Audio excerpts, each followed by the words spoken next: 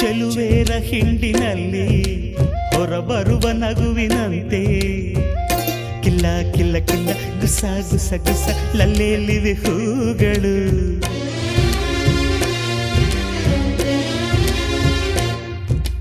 ಮುಂಜಾನೆ ನೀರಿನಲ್ಲಿ ಮುಳುಗೆದ್ದ ಹೆಣ್ಣ ಮೈಲಿ ನಿಂತ ನೀರಿನಂತೆ ಜಾರ ಮುತ್ತಿನಂತೆ ನೆಂದಾಡಿವೆ ಕಣ್ಗಳು.